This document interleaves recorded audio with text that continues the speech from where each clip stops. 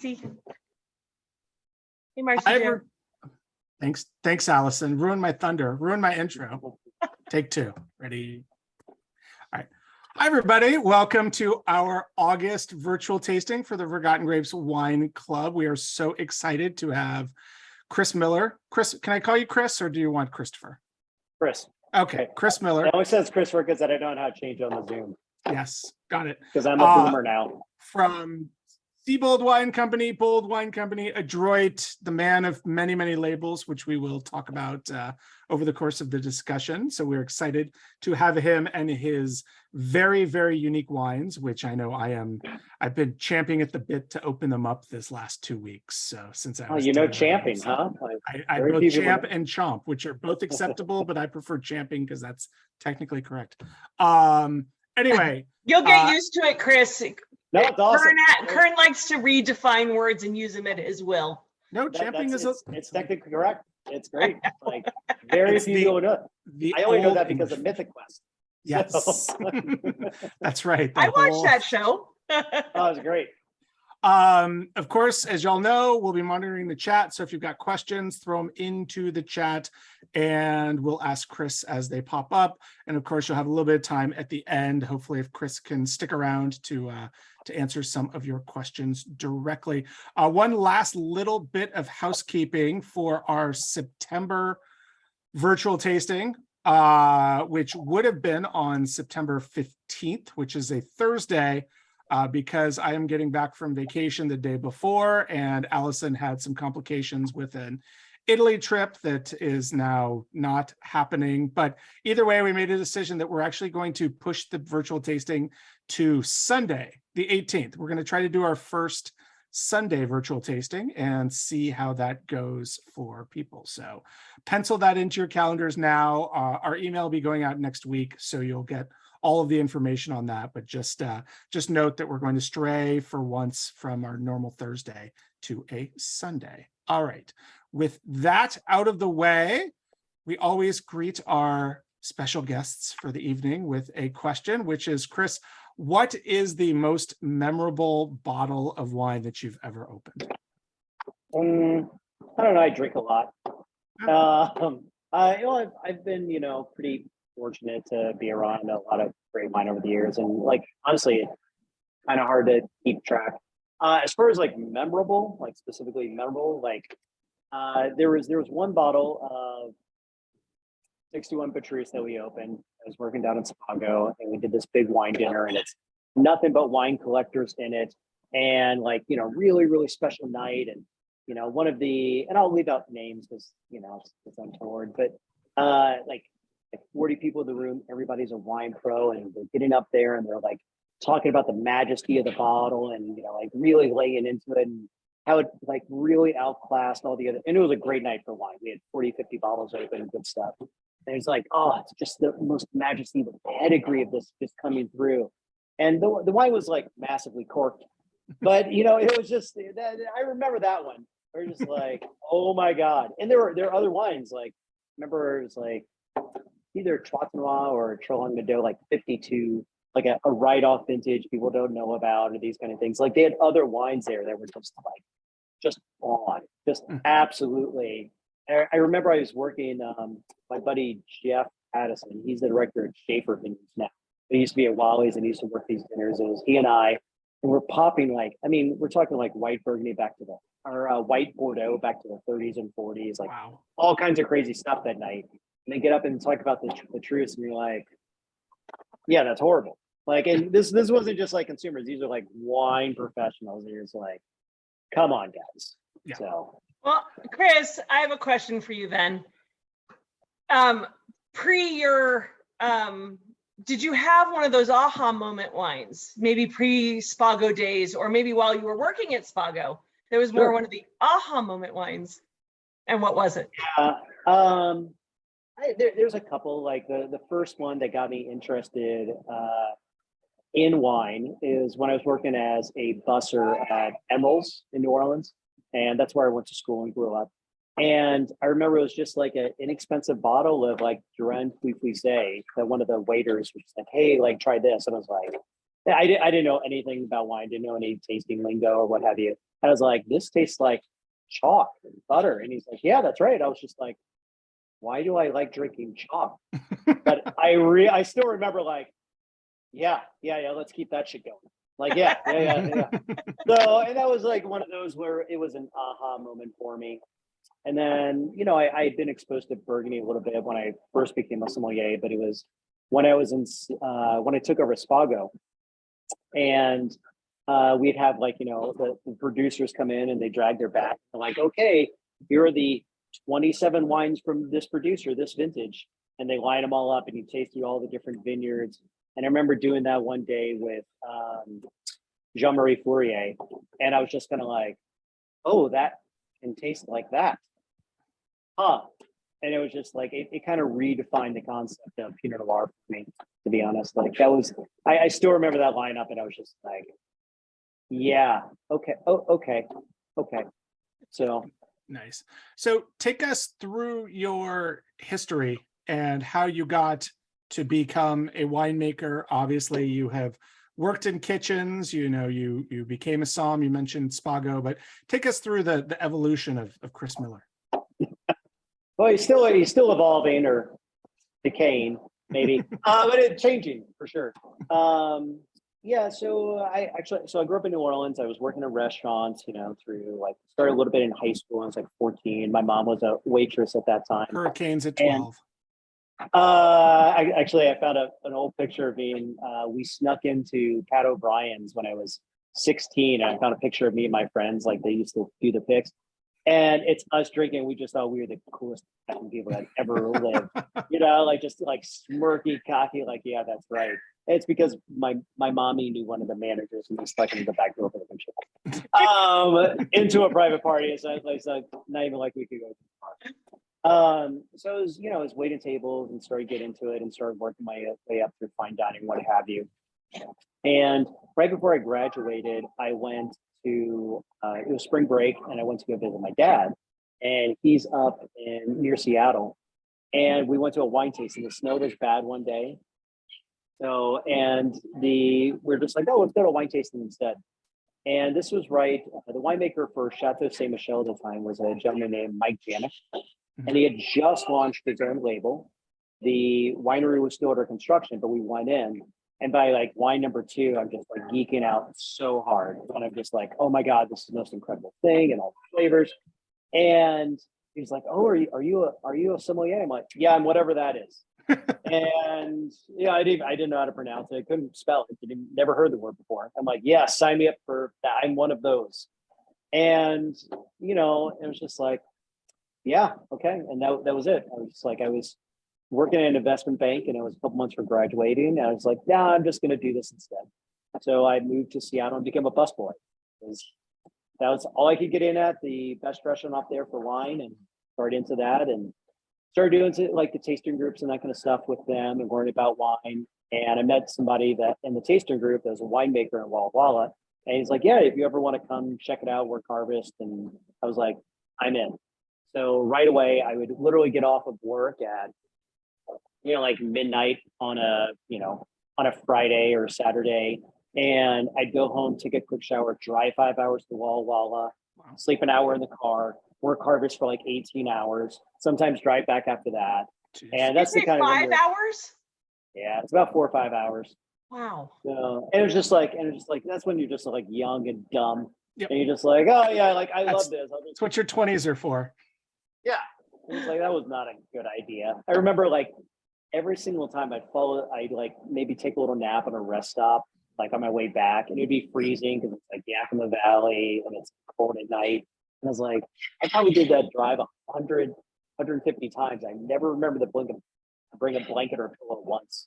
It's like, God damn, you know, you're just excited. You just don't care. You know? Nice. But you do learn which rest stops have, you know, the best coffee and the cheapest sandwiches and hot dogs. Yeah. And whatnot. Yeah. Oh yeah. It's great. So absolutely. Nice. Yeah. So that was it. Got it. So before we dive into the rest of that, let's start with the wines. Should we start with the Petillant? What do you recommend us beginning with? Yeah. Beautiful. So if you want to open up the Adroit Petillant-Naturel, feel free, and we'll talk about that in a second. So you started as a busboy at the best restaurant in Seattle, and then quickly worked your way up, and were, plotting the wine list there and whatnot. What is that like? And then how has that informed your winemaking decisions? Is that, something you always kind of keep in the back of your head, or have you sort of moved on from that? A bit of both. It kind of depends on the time of year, to be honest with you.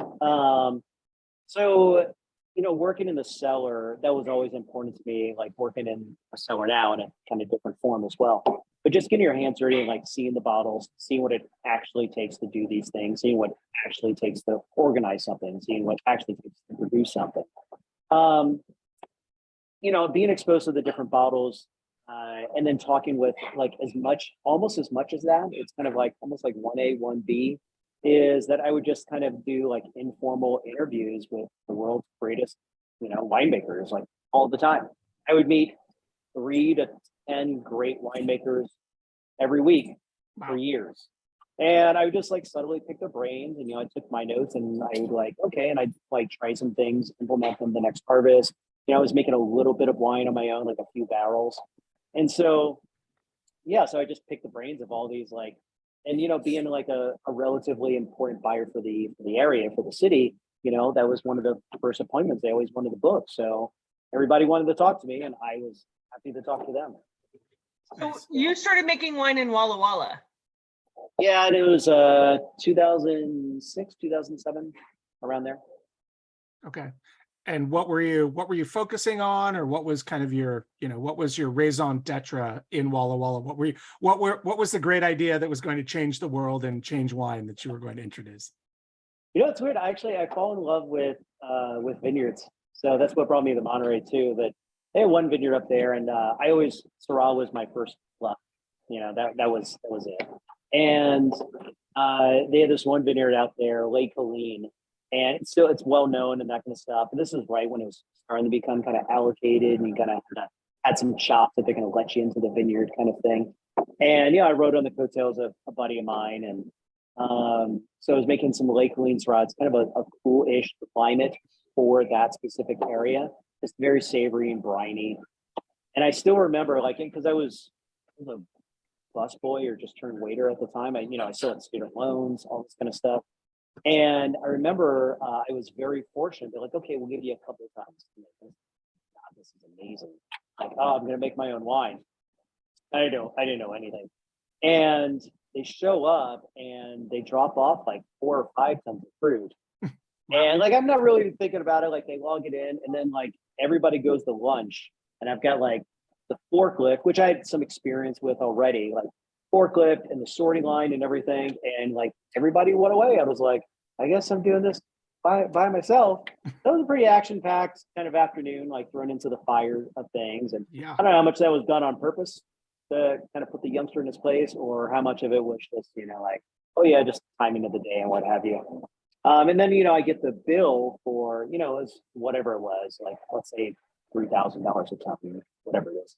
And I get a bill, and it's 12,000 when I think it's going to be 5. And I'm like, and you see things net 30 or due on receipts, and you're just like, that's a bigger number than I thought. So I basically ate bread for, free bread that you're starting at the restaurant. And I got scurvy at one point. I'm not kidding. I started stealing orange slices from the bar. It was bad. I was down to I'm not a huge guy. I'm 5'9", but I was down to 135 pounds. Oh my god! It was I was literally so poor I couldn't eat. So yeah, wow. It was bread and butter from the restaurant. It's family meal. I'll just extra this to go box. Only 18 more months before that wine is ready. Yeah, right. And before I have to buy bottles. Right, exactly. Yeah. And corks. Pay for the bottling line. Cool. Yeah. Oh, that's funny. So, okay. And where in Walla Walla were you making your wine? Did you find a custom crush facility, or did you have a winemaker that you were friends with who had a facility? Yeah, it was a informal kind of custom crush. A lot of guys came out of space.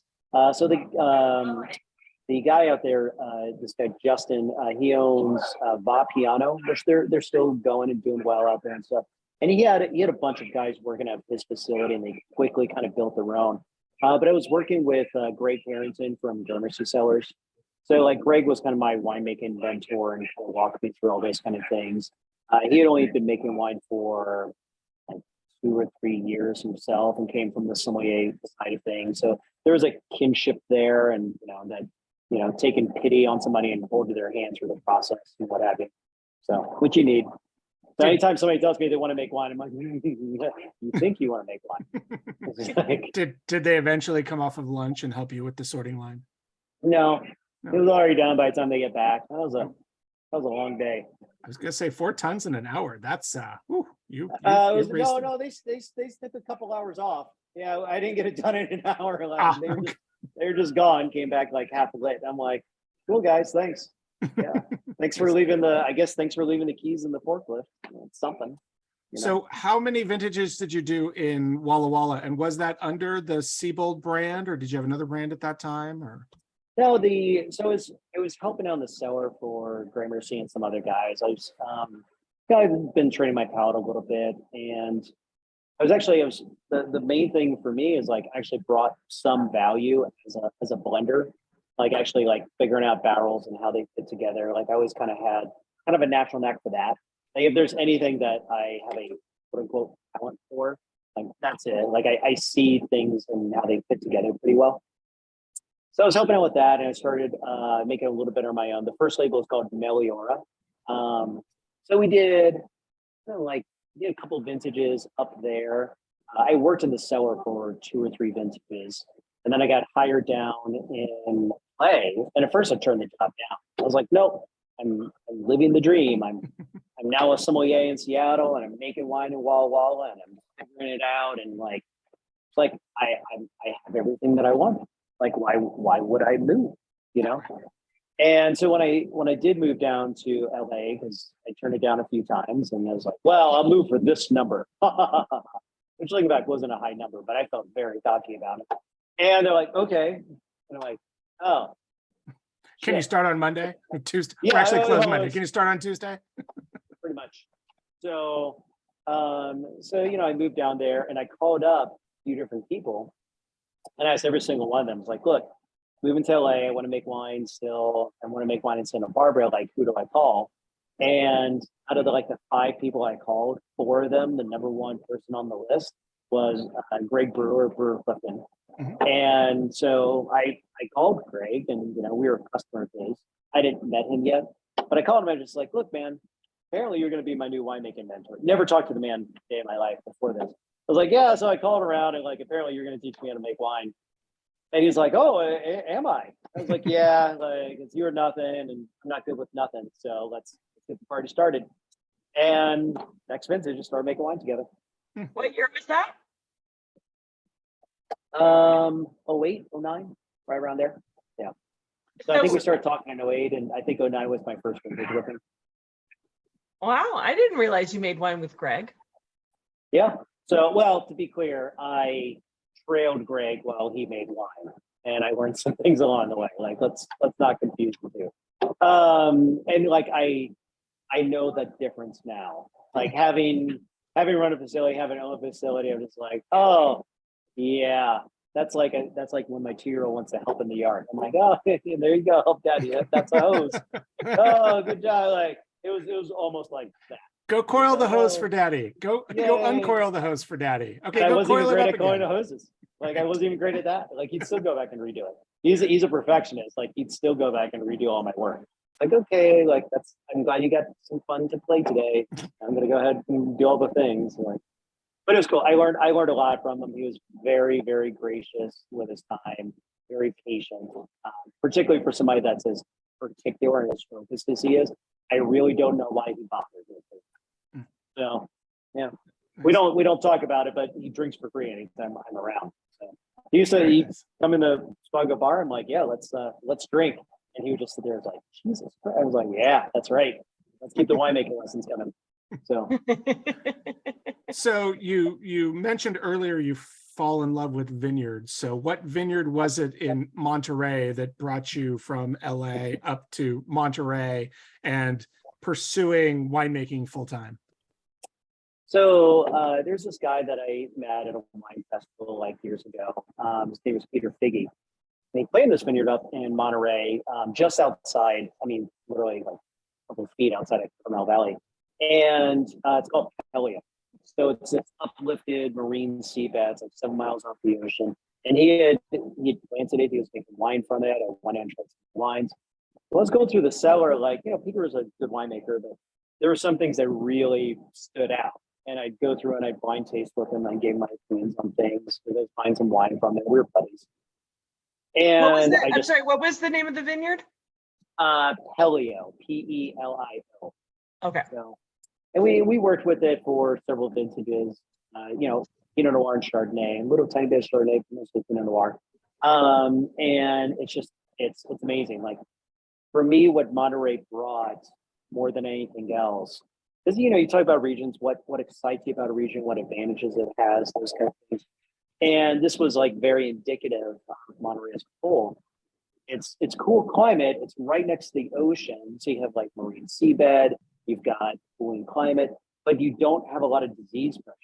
Which where you look and you don't have like this like end of harvest crazy rush. Like you're not in places like Champagne where you have like humidity coming off the ocean, or it's like, oh, it's fall, everything's going to freeze, or there's going to be hail, inclement weather, whatever it is. Like there's not a lot of challenges. Like Monterey feels like a cheat almost in some ways. Like it's like, just like it's all the things that we've been talking about the last 15, 20 years. Like, oh, cooler climate, more restrained, higher acid, lower alcohol. And now we've gone to like farming, more sustainability, more organics. And Monterey it just does that. So when you look at the Monterey Bay area, like Monterey and San Benito, which is just east and used to be part of Monterey County, it's the highest density acreage of limestone for vineyard area in the United States. And I love working with limestone soils. Like I've seen the difference with it in some of the great areas with which we work. And it's like, that's where it is. You've got all this limestone and marine material in a cool climate where you can let it hang out as long as you want and kind of dial things in, and there's no disease pressure. So it's easier to go sustainable and organic. And it's like, that's all the things on the checklist. So it's just all the things. Did you, when you started making wine, I guess you can't say when you were shadowing Greg, but at what point did you start Seabold Cellars? Was it after you left Spago or while you were at Spago when you found Monterey? Like what was the kind of timeline with that? So it was right around the same time. So 2014 was the first vintage. And that's when I Peter was, making wine. I was shadowing him. So I was making the decisions and he was showing me how to do it and hold my hand. And then 2015, I took over more than winemaking. And I'd say like 2015, 2016 is when I became a winemaker. And then honestly, it's been since about 2019 since I kind of know what I'm doing. I don't know. If I'm being honest, I don't have much of an ego anymore. If I did before, my toddler shredded that. So as kids will do apparently. So for me, it's I'd probably say that I've been a real winemaker for maybe 4 or 5 vintages, somewhere around there. But Seabold Cellars as a brand became an 14. In 14. Yeah, 2014, and we only made a little bit of wine. Cases of this and that, and we did that for a few vintages. In 2016, Peter, the gentleman with which I was making wine, like he needed a little bit of working capital, like he wanted a new professor. So we actually did. I bought like 1% of his winery just so he had some work. I was like a partner in it technically. And in 2017, in June. Peter passed away very suddenly, and we didn't really know what to do. And they asked me to kind of like step in and help out, kind of right the ship. It was just like, there's this historical wine. Are we making wine this year? It's harvest, blah, blah, blah. And so I stepped in and I was trying to help them just figure things out more than anything else. And they're like, hey, do you want to buy the place? And I'm like, hell no, that sounds awful. Like, I don't want to live in Monterey. Like, I don't know how to run a winery. Like, I don't know what I'm doing. I'm completely out of my head. And, you know, after they asked a couple times, I'm like, yes, let's do this. Yeah, like, I'll figure it out. I'm a smart guy. What could go wrong?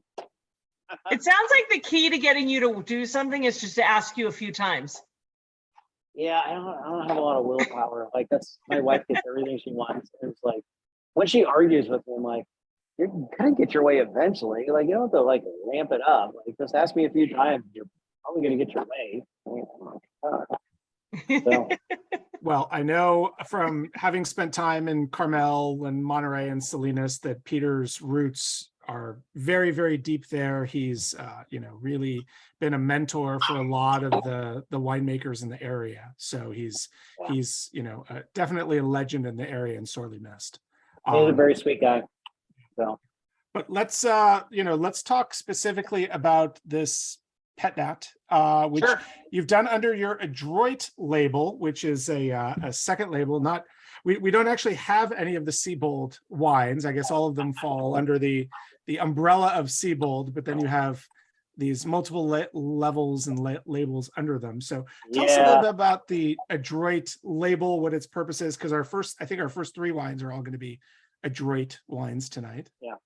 So you're not saying it nearly pompously enough, Chris. It's Adroit. Or you do it's Adroit. supposed to be, yeah, which is a made up kind of word. Like, Adroit is a real word in English. Right. So it means clever or skillful, especially with your hands. So even coming up with the name, like, I felt very clever. So I was like, oh yes, look at that. Yeah, and it's vaguely French. I was like, oh, that's vaguely French, kind of interesting, 2 syllables. Like, yeah. So that's the hardest thing, is coming up with some names, but we felt pretty good about all that. lowercase, period at the end. It's very like fun, very It was circa just like 2017. Yeah, it was just like fun. Like, just doing stuff. I mean, it's the closest thing that I have to a hobby. So it's like, it's experimental, doing things. And honestly, as soon as, for better or worse, and I can tell you some days were for worse. The second that I had, as the captain of the ship and bought the winery, and it's like, we're going to do different things. Like, I have no interest. I can say this now, just like I did then. Like, I have no interest in just like having a place or making some wine that's just replaceable. It's just like, oh yeah, like, oh, you have a wine brand, and like, you could do this or that. Like, idea of me stacked up against 9 other bottles on shelf, and it's like, oh yeah, flip a coin, whatever. Like, I don't know, it doesn't interest me. I'm not saying that I'm better than it, for certain. But that's why it kind of led to this like culture of experimentation in the winery. Where it's just like, yeah, if I'm going to do this, it's because I'm going to make something special, different. It's not different just to be different, but like actually yummy, be different. When I see other people playing in some segments of this set within the wine industry, it's like, oh, we did this. I'm like, should you have? Or like, it's like, that's cool they experimented, but maybe this one should have gone down the drain. Like, I don't think this belongs in a bottle. Not to be judgmental, but like, I know you got bills to pay and stuff. You're like, you don't think this tastes good, do you? And I just like, I put that in my mouth, and my brain's like, what are you doing? So we just started doing different experiments, and one of them was sparkling wine. So I actually did this as an homage to this woman that I was seeing at the time. She was a sommelier. Being the sparkling wine, so I decided to make this. It did not end especially well. So there was this like kind of bittersweet The wine or the relationship? Both of them were a little volatile. Ah. So they had that in kind. Yeah, like good moments and bad. Yeah, there was a sweetness there, but it was also volatile. Yeah, it's a good metaphor. So hi, honey. You can use that in your marketing materials. It's free of charge. Yeah. Go for it. Thanks, I appreciate that.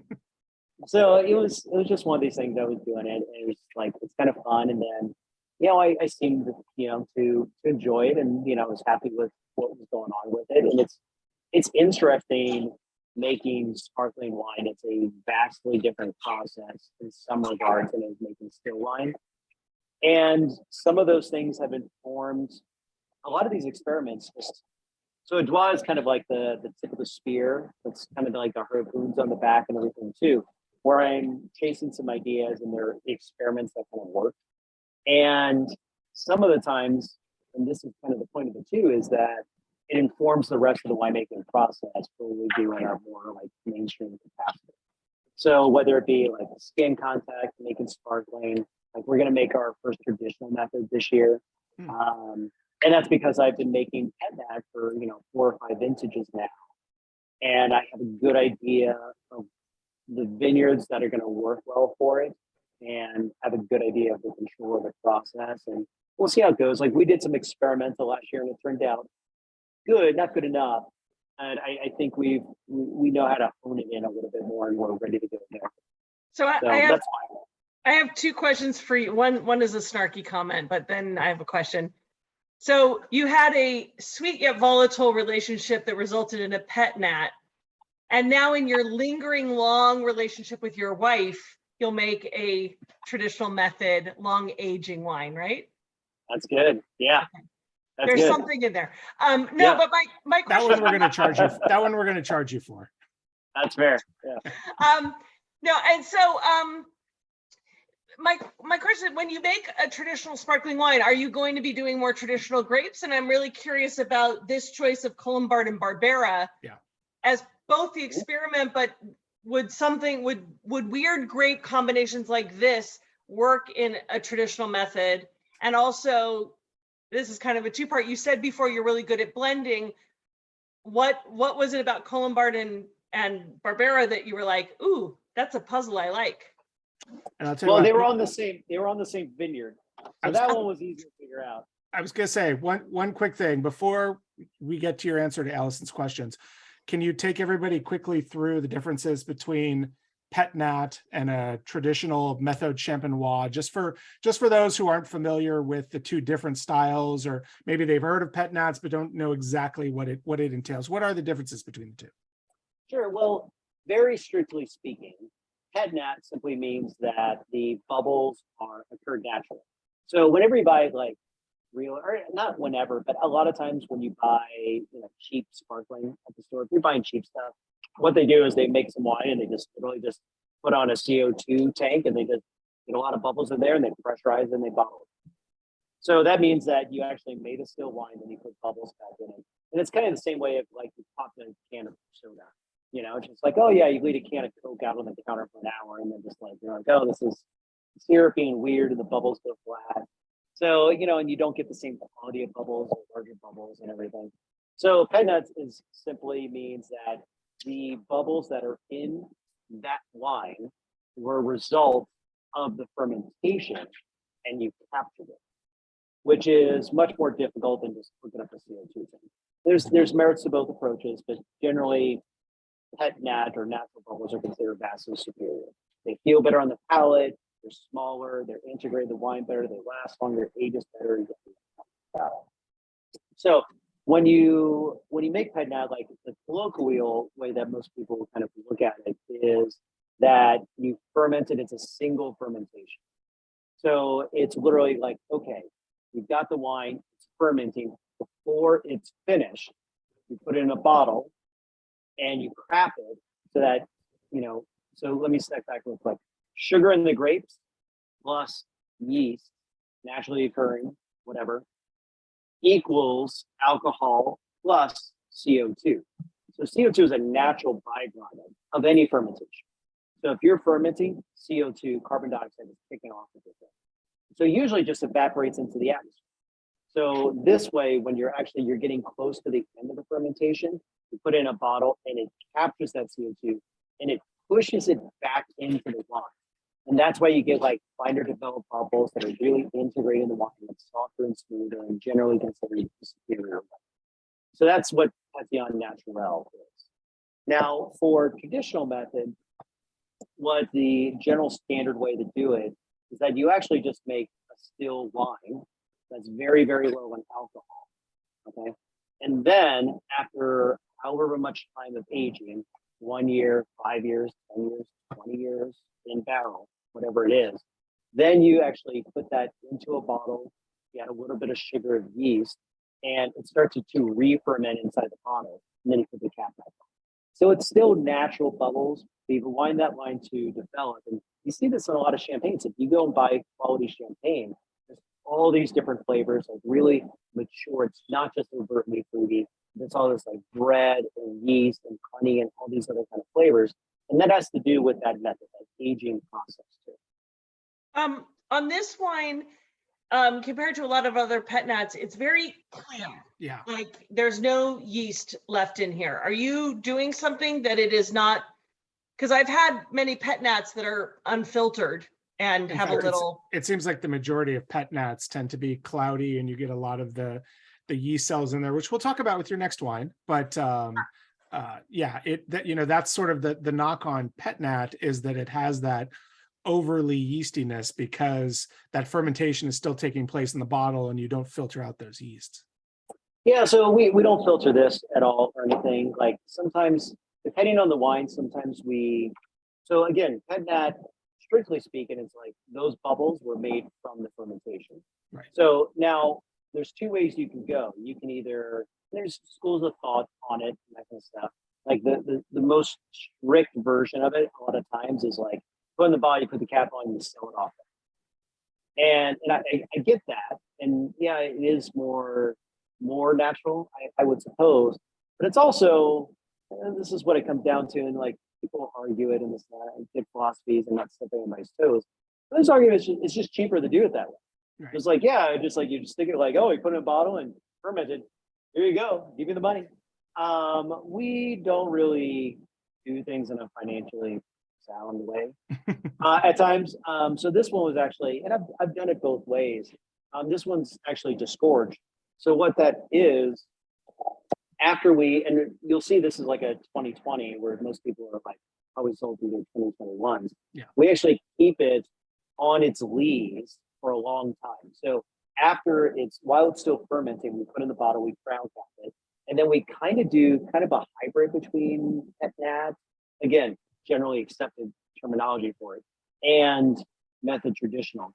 So it is fermented in that bottle, but then we kind of treat it a little bit more like method traditional, where we actually like riddle it, we get all the yeast down into the collar of it, and then we actually do the freezing of it, or disgorge. Now so a few things that we do different. We bottle it in a much higher atmosphere. So champagne is generally around 6, but that's usually around 2. Prosecco's like 4-ish kind of thing, somewhere in between. Yeah. So we'll bottle this at like 6. So it's like champagne pressure. And when we freeze it, we disgorge it, and then we top it up with itself, sparkling again. And in that process, and we experimented with it quite a bit, while we're doing that, it's like it gets down to about 2 to 3 atmospheres of pressure. So a normal kind of pet nat, because you lose a lot when you disgorge it. So it's much more intense, much more hands-on. It is not financially sound as model to do that. It's a lot of labor. Right. So it takes about. It's the worst of both worlds in terms Oh, of. it's the worst. It's the worst of both worlds. Like it's absolutely just terrible. It's a terrible idea. So like a lot of times I'll skip a vintage, like because every year I'm like, I'm doing pet nat again this year, and then like you're like, oh, the pet nat's great. I'm like, oh, just make some more. And I forget how painful it was the year before. It usually takes me like a year or two to get over it. And then I'm like, it's like a trip to Vegas or stuffed crust pizza. It seems like a good idea up until you do it. Then it's terrible, but then never do that memory again. fades. Yeah, exactly. Yeah, and then like, I'm never drinking again. And they just like come back like, alcohol tastes good. Yeah. Wait a second, okay. They put cheese in the crust of a pizza? That was delicious, wasn't it, the last time I had it? Yeah. So the combination of grapes, you said they're from the same vineyard, but how do you think they work together, or why? For me, and I haven't seen that many experiments with it, but I'd like to. Barbera is kind of like it strikes me, and this is again like half 1 foot in somming world, 1 foot in winemaking world. Barbera is like naturally just high acid grape. It's a late ripener, but it doesn't have a lot of pyrazines to it, even when it's not ripe. So if you pick it like a month and a half before it's offering the ripeness, like in the States, usually the vineyards with which we work, Yeah, usually you're talking like late September to late October when you're picking Barbera. You pick that in August, like that could be green, but it does have a lot of acid. The fruit's very restrained. And so that's right around the same time that the Colombard gets ripe.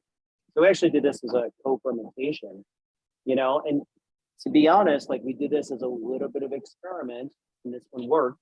The other ones, like, so the ones that don't work, and we did a little batch, and the other batch of this that didn't work, I went into our rosé. It was great. Like we let it go, and the bubbles went out, and like we put it in with some other wines, and became rosé, and it was wonderful. So like, I didn't get it all right, to be clear. Like this was shooting in the dark, and we did 2-3 experiments, and one of them worked, and that's what you're drinking.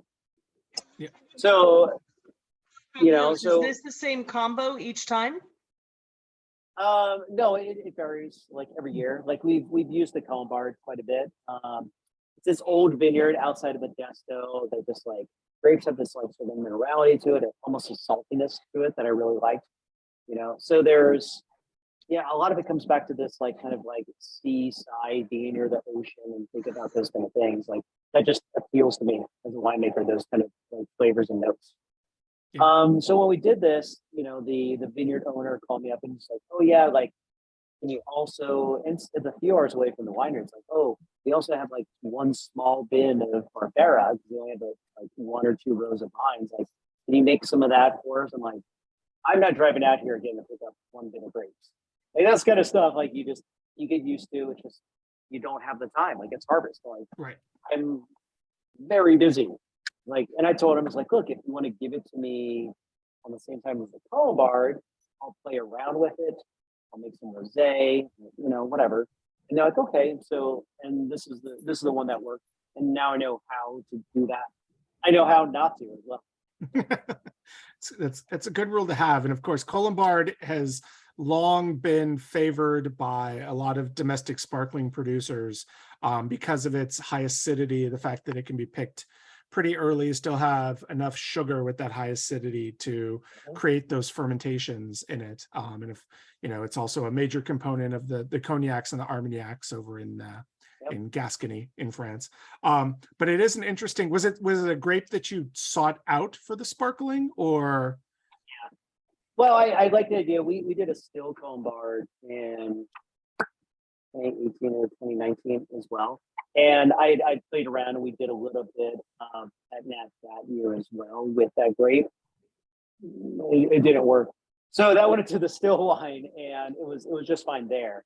So again, like this is where it's just like, it's almost like being a chef and it's like, snout to tail and just like figuring things out. As long as it's good wine, it may not be, I'd probably say, without getting too philosophical about it, I say that while we do go into harvest in these vineyards, and I've sought out these grapes in the vineyards for a reason, and there's purpose behind it, but I don't fully define everything that we're going to do, or like I have like a good general sense of goals, but I don't force the wines into something they don't want to be. Mm-hmm. So I kind of listen and pay attention to the process, and it's like if that doesn't want to be sparkling, I'm not going to make it sparkling wine. And that's been if there's one common thread to everything, all the wines that we've made, it's just not forcing it. And over the years, like, it's just like, and being open. And that's how we came to have 3 labels, to be honest with you. This wasn't like some grand marketing plan or anything else like that. It was like, no, like this wine wants to go that way. And, it's like, okay, I'm going to let it go there. It's like, can't follow that on its own, but it can be blended with this. And that's nice together. And then sometimes you just screw up and stuff it down. And those days don't happen a lot. But a lot of other times, just like, I just follow its lead. So I just kind of listen to the grapes and see where they want to go. Yeah. I don't know. I'm surprised it's not a grand marketing plan because I've met Carignane and I know her plans for world domination. So she's much better at it than I am. Yeah. But she's only been on the last couple of years, and probably not coincidentally, that's when things started getting more tight and running tighter ship. Nice. Yeah, that's probably not a coincidence. And to answer your question, Patty and David, the reason that they use the crown cap or the bottle cap on top of it is the same reason they do it for beer, because of the fermentation that's happening there, could actually push out a cork. Since there's nothing literally gripping a cork onto it, it could easily pop out, and will on occasion. With Methode Traditionelle, you hear stories about stored bottles, riddled bottles suddenly exploding because the atmosphere has got too high. But this way, with a crimped cap, it'll not only keep the CO2 in, but it'll hold the cap onto the lip there, and keep it in place. And the pressure is less. Yeah. You could not do a champagne bottle with a crown cap because the pressure will pop it off. So you can only do it with lower pressure sparkling wines. You can put it into bottle, you just can't fuck around with it too much. Yeah. Like, so we'll put into, like, you'll put in the champagne bottle. It's like, as long as you're not moving around, or like you're in a cellar and doesn't get too warm, but as soon as it's like, you put a case in the back of your car and you drive it to your buddy's house 20 minutes later and you just hear like grenades going off. That's not something I just made up. For the riddling, they will, often put it in a crown cap just when it's going through that process. But it's like, it's a little bit colder. You're not shipping stuff around. It's not being jostled around. Like, you probably, So we don't normally think about food pairings with sparkling, but obviously this one is so unique. What are some of the, food pairings that you think go well with this particular wine? And I should point out the crossed out eyes on the photo of the 1920s woman it works with your whole story. So I like it. Yeah. Well, so that was, I'll be honest, it was not a prouder moment of mine. And we may switch it up like at some point, but people kind of like dug the label. Is I literally showed a picture to my lawyer. And I was just like, what's the, like, here's a picture of my girlfriend. How close can I get without being sued? And there was like 5 or 6 pictures like that one. I'm like, all right, we're going to go with that. Yeah, not kidding. Do you and your ex-girlfriend ever talk? Is she aware of this? How many cases do you send her a year? She's probably aware. We haven't, so she's a nice person. It just like didn't work. It's fine. Like overall that. But the, for like the wine pairing, like there's a certain like kind of like saline brininess to me. So I like this with oysters. I love this with charcuterie. So like ham, like any kind of like Pomone or something like that is like, for me, it's just pro with this wine. Because it's almost, because it's a pet nat, it recalls a little bit of, it's not quite as luscious, but it has this like Brusco vibe to it in a weird way, without going full in Brusco, which not all Americans get. Like they're not exposed, and there was also a lot of crap imported. There's a lot of bad Brusco out there. Yeah, there's a lot of bad all wines. To be honest, so that's the thing. Like, it's like once you get, because anytime somebody's like, "Oh, I hate blah blah blah," it's like, "Well, you haven't had a good," So, you want to get on? Okay. That's our next winemaker. Yes. Training them early. It's good. Yeah. Oh, we got the whole family there. Yeah. So the can't get that. She can't get that door open fast enough. She goes. So that's the so like this kind of like playing a little bit in that Lambrusco territory without fully going there, and there's that saline kind of note. So it's kind of that in between kind of place, for me. So I'm gonna give a really crazy food pairing with this one. Yeah. I think that and a slice of pumpkin pie would be absolutely phenomenal. There's that saltiness, there's a little bit of like a berry, but I think with the spice and the richness of a pumpkin pie, it actually would be a phenomenal pairing together. Yeah, I'll try that. Like, that actually, Oh no. Yeah. Oh no. Well, you have to love pumpkin pie like I do, but I love pumpkin pie, and I'm still not sure. I paired this with sushi, and I'm going to order that for later and finish this bottle with sushi tonight. Well, you go sushi, I'll go pumpkin pie, and we'll compare notes together. Yeah. Awesome. No, it's delicious. And I mean, I'll be honest, I generally, when somebody says they have a pet nat, I run for the hills because, me too. Like you said, there's a lot of bad wine. I find, especially with pet nat, it was kind of hip thing for a lot of people to experiment around with and make, just to, because they knew they could sell it to a certain consumer, but they were, Yeah. you know, either still had residual sugar in there, still had the yeast sort of, you know, over encompassed everything. But this, I think if you put this in front of most people, they would not guess that this is a pet nat. They would go Methode Traditionelle because of its smoothness, its flavors and everything. Bubbles Well, are we too do, light. like it's funny. I mean, for me, I mean, to be clear, like I have fun with this too. Like, so this isn't just like, oh, like blah blah blah, but I learned from it. And again, like this doesn't, my background's finance and accounting, which is like weird that I would own a winery. There's but science when to you it. look It at makes sense. Yeah, no, but it just like And numbers. The numbers don't make sense on it. That's for sure when the labor gets involved and stuff. Sure. I mean, this costs, you know, twice as much to make as most pet nats probably, but you can only charge the same kind of amount. I don't know, like just the labor input on it is ridiculous, but it's just like try to work, and I didn't start a winery to get rich. So I don't care. Like I have a good time. I love it. I'm a big fan. I'm going to probably finish that bottle tonight, so that'll be. Yeah, well, I don't know. I like our wines. Like I don't know. I spent a lot of time with it. Well, that's the most important thing, to like the wines you actually make. You know, that's important. So let's move on to another Adroit wine, and Adroit. I have to get the emphasis on the right syllable.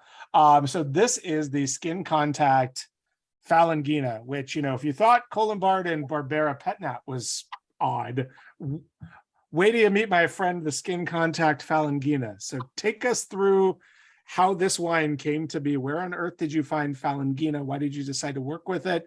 And why did you go orange? Good question. Those are every We ask single the one of hard those questions stuff. here on the show. Yeah, that's good. It's like meet the press for winemakers is what this is. So they had, you know, like I wanted to do some fun things, like again, this is experimenting, learning for me, and just doing fun stuff as well. And for the Falanghina, somebody like a client of ours came in. We were just helping out, like a minor client, we were helping him bottle some wine or something. And he had brought in some of his tanks to the winery, and I was like, "Where the hell are you getting?" I forget what the grape was. And it was like, it was something weird. And I was like, where are you even getting that around here? It's like, oh, yeah, they have this guy, his name's Ron. He's out in San Benito. And it's like, oh, that's about all you get from a lot of these. And San Benito makes sense. San Benito is the weird county when it comes to grapes. It is. It kind of is. And it's mostly due to this one guy. And it's awesome. But San Benito, because we did a virtual with Eden Rift, and that's San Benito County. Yeah. So Christian, the owner, will be the best man at our wedding. So, yeah. So we know him pretty well. So we were 6 degrees of the Forgotten Grapes Wine Club. I love it. So Ron Siletto, as we all know and all love Ron Siletto. Yeah. So Ron was just kind of this OG guy out in San Benito, and he used to work for Almaden, and they did these big bulk, just like Colombard and that kind of stuff. Like we had a lot more diversity in vineyards until like the 80s and 90s. Oh yeah. Most people give California credit for it, but we were planting all kinds of crap. And like nobody, there wasn't a lot of skin in the game. There wasn't a lot of money in Cabernet or Chardonnay or anything else. Well, even just like, in wine in general. Yeah. I mean, you know, wine was like you were saying, a bottle of Almaden or Matus or Parmesan that you would pick up one night a week if your boss was coming over for dinner, you know. Yep. And then a box in the fridge that lasts, you know, 1 day to 2 months, depending unless on you had the wife at home who was, you know, drinking her Lancers by, you know, 2 bottles a day of Lancers. Yeah, which, you know, you're probably a shitty enough human being that she needs that to get through the day. Right. So, you know what I mean? Like, circle of life. So they were playing all kinds of weird stuff. They had this one vineyard that Almaden planted in San Benito. And the area is like, it's really steeped in history. I mean, this was the center of fine wine. San Benito was the center of fine wine in this country going back to 1850. Like So when they were winning awards at like the Paris World Fair in the late 1800s, it was from Piscine in San Benito. Like that's where this came from.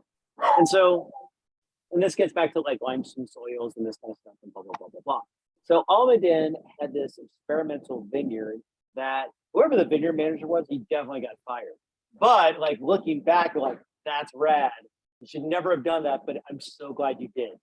You know, and he planted all of this like weird stuff. And there's like, and they own like 5 or 6 different vineyards out there, but they planted all this like weird stuff, like 1 acre of this, 2 acres of that, just like kind of throwing it at the side of the barn and seeing if it sticks.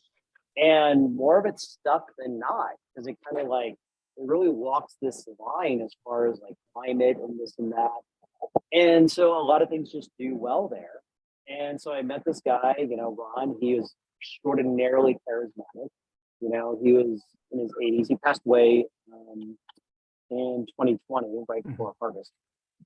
But extraordinarily charismatic. He was a corporate guy for Almaden at the time. And on his way out, he's like, hey, like, this vineyard is worth nothing to you. You're just a big box brand now. Like, no offense. But like, how about I take it and I'm going to do something with it? And he was crazy. Like, he was crazy in all the right ways. Like, yep. A super generous guy. It was never about like doing anything other than just like seeing what'll work. And so he has all these kind of crazy grapes planted out there. And I went looking for one thing and found a few others. So it's one of my favorite vineyards. And like, his son took it over, and he's one of the most amazing human beings that you'll ever meet. And it's great. Like, they're an amazing family. They have all kinds of wacky stuff. I was like, hey, like, you know what I really want? I really want Aligote. They're like, great, we're gonna like plant some Aligote for you. And then a few years later, I had Aligote. I'm like, shit, this is rad. Like, okay, cool. Like, what else can we do? You know? So were they already growing Falanghina, or was that something that they made to order for you? Yeah, so they're growing Falanghina. I don't know that they were, or if he was buying it, it wasn't, I don't know if they were selling it all that well. But I got in there, and when I started playing around with it, there's a few people, not many. It's not often that you see it skin contact, but it's not unprecedented. There's a couple prominent producers that do it in Campania in Southwest Italy, and so it's not like entirely unique. But like, it took some research to find that out too. So we got this in. It's a late ripener and still very, very high in acid.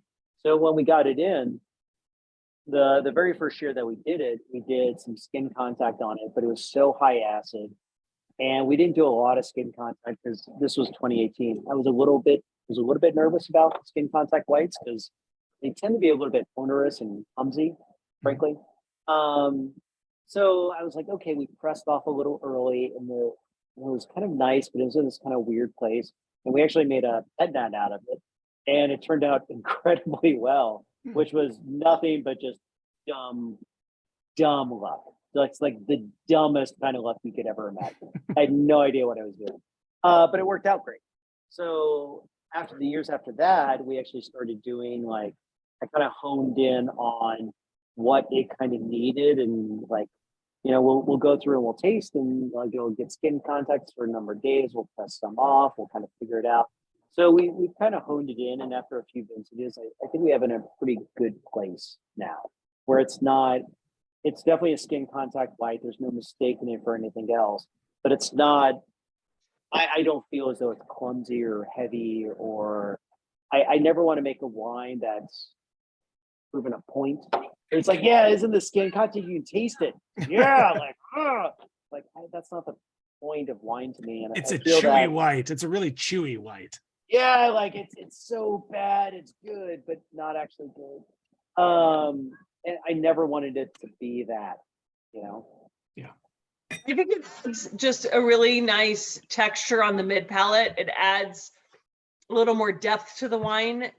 You know, when skin contact is done well. And I think this wine has a lot of, I mean, it really lingers on the palate. My mouth is watering in the back, but I can still taste it, you know, in the middle of my tongue. And that makes me hungry. Yes. Yeah, like I honestly, I don't even understand this wine. Like I make it, I've been making it. Like I don't fully understand. I mean, when it's fermenting, it's incredible. Like So when we do small batch ferments, and I actually, for some of these, we'll do like really, really long fermentations on the skins. And because of the size and shape of the vessels, I have to like punch it down by hand. So like we can't make a lot of it. I mean, we made like, I don't know, like 12 pounds or something of this. But it's literally because I have to go and I have to like literally basically massage the grapes, which is like ridiculous. But like I have to massage the grapes by hand 2-3 times a day for like a month and a half. Like that's just stupid. Like that doesn't, there's no way that makes sense. But every single day you go into it and it's kind of like, this sounds weird, but it's kind of the, during harvest is the best part of my day because it's like, it smells like clove. Mhm. And it's like, it's strong and there's so much baking spice to it. And it's just like lifting the CO2 as you're pressing it down and you feel the bubbles in between your fingers and you're just kind of like, it just like smacks you in the face. And it's literally like all these like really underappreciated dark baking spice, anise and clove. And some of that comes through on the wine finally. But when it's fermenting, you're just like, I've never smelled that before. And you're just like, God damn, what is that? And so they able to capture even just a portion of that into the wine is like, I don't know, like it's probably, those are my favorite days. Like my favorite time of harvest is punching down Falanghina skin contact. Like, I don't know, it's if I could just, after that scent, I would sell that scent. Like, just fill up balloons with it, with the CO2, just mail it off to people or something. So Like, whippets for winemakers, it sounds yeah, like. but Yes. it's not even like, and it's so strong. It's like anise and clove and just like really punches the back, and the CO2 like just flicks the backs of your nasal cavities. And it's just like, it's just remarkable. And the fact that it has any sense of elegance or balance after the fact, I don't understand, but it seems to work. I don't know. I'm happy. Hints of baking spice. I get some kind of honeyed tones to it. I don't know if it's like beeswaxy or nutty, but there's something subtle, but it's so interesting. I mean, it isn't one dimensional. It's just, you kind of keep smelling and going, but I get a Yeah. little, No, and I it's a shouldn't. really, It's white wine. Why am I getting baking spices in white wine? There's no oak on it. Yeah. Like, I mean, the oak that it sees is, like 10 plus years old, but has baking spice. Oh. And it's just like, and I don't understand. I don't understand the wine. Like, I like making it. I think I enjoy it, but like, I don't understand it. I don't know. And how long is the skin contact? How many days? How many hours? What's the contact there? Honestly, I have to look up I take copious notes every year, but generally our program is we'll do 14 to like 30 to 40 days. Oh, wow. And what I'll do, like, so a lot of times, and then this is the other like kind of labor intensive portion of it. Like I said, this is like, Adroit is more a hobby than a business. Right. Like, it's something I indulge myself in. Like it doesn't make sense in paper. But we'll actually like do it in separate lots. It's not like one big take of wine. And that's what there's a lot of misconception when people try a wine, they think that it's a wine. And sometimes it is. And especially when you get like more and more corporate and bigger, it's a big ass tank.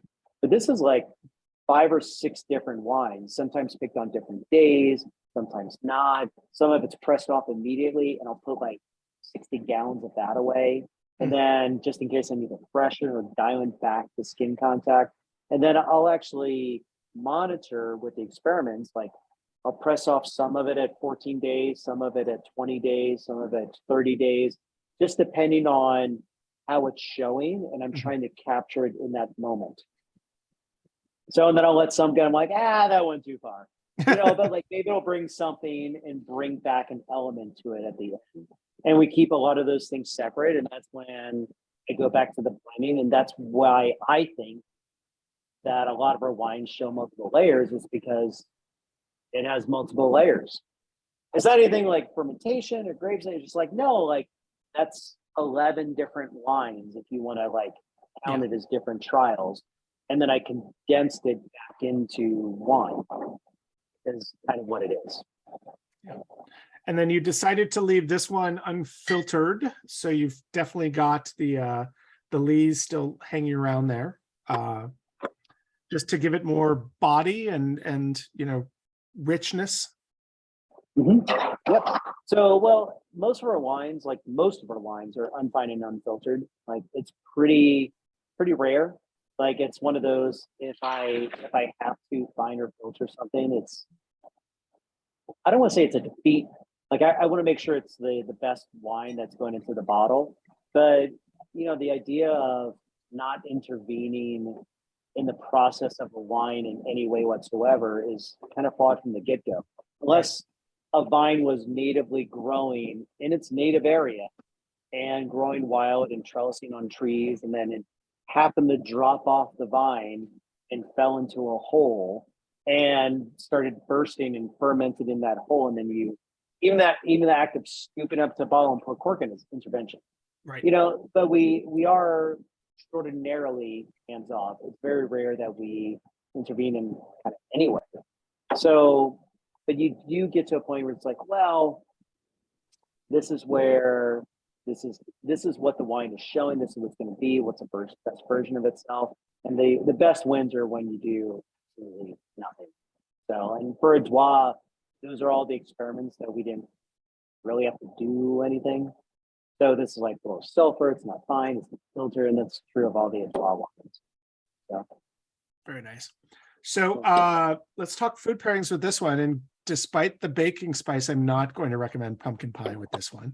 Well, it's kind of like it's dry and it's kind of like has a little hit of tannin, and it's one of those things like you want heartier food, but I think it's like from the like roasted squash with this. Mm-hmm. Like this for me is like this is one of my like perfect Thanksgiving wines. Like, oh, you want to try something different that's going to go with like all the things. Like this is where you go.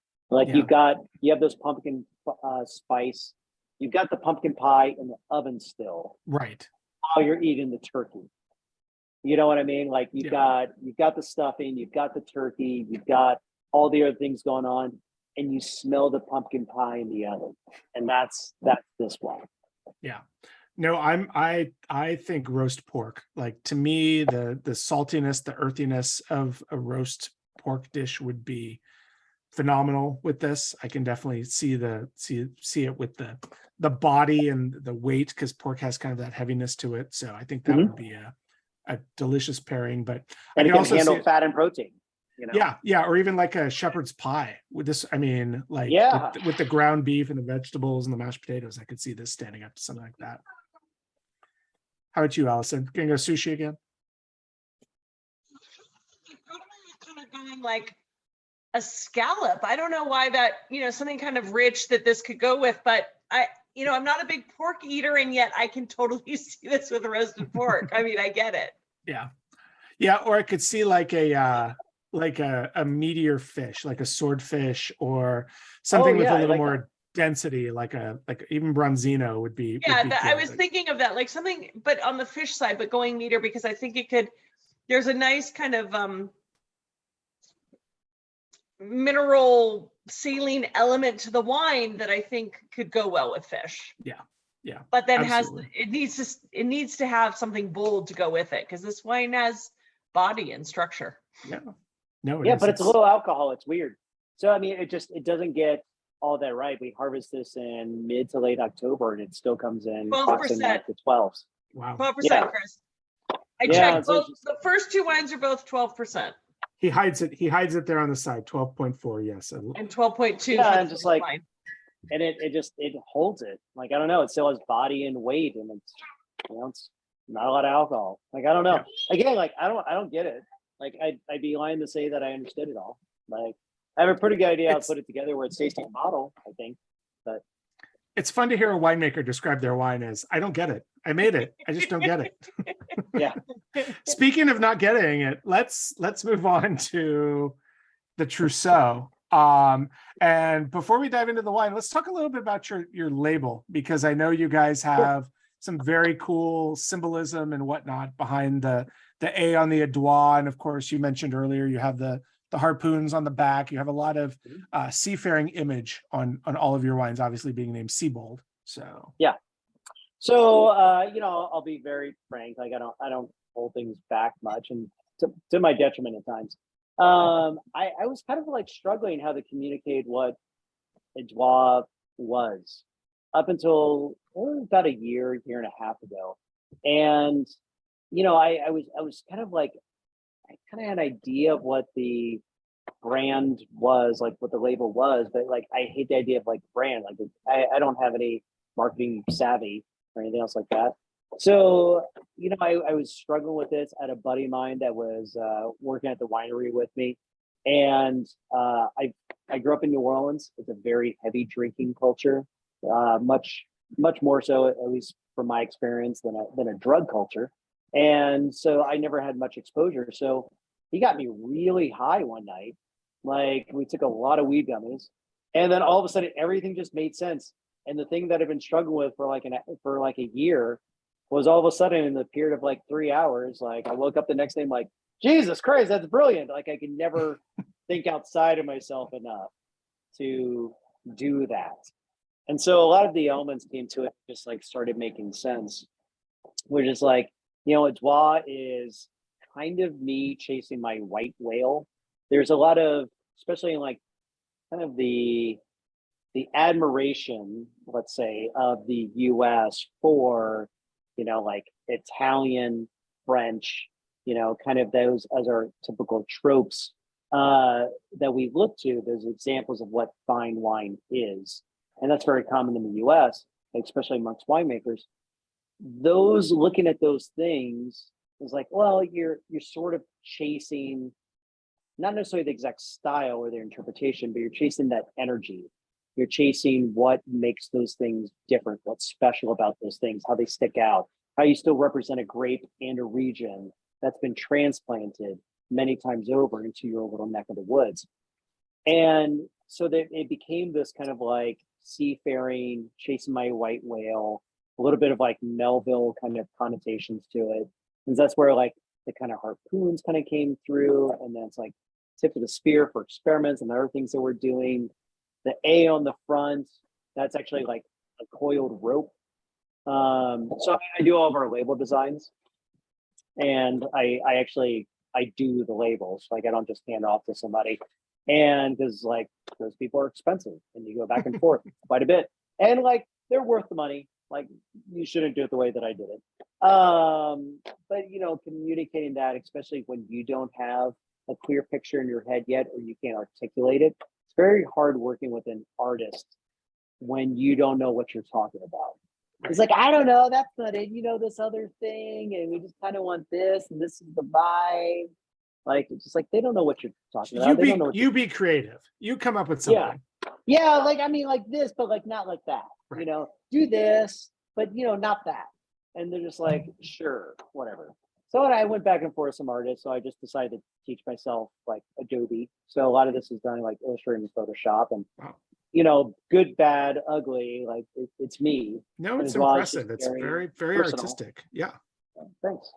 So like the A kind of came from like coiled rope, for the harpoons. And then I had grander ambitions of how to like put that in together, but I'm not good enough at it to elaborate on it yet. Maybe one day. I've learned every year. And it's just like the wines, like I learn all the time. Like I'm not egotistic about it. It's like, oh, I've gotten better. That's for sure. First efforts weren't as good.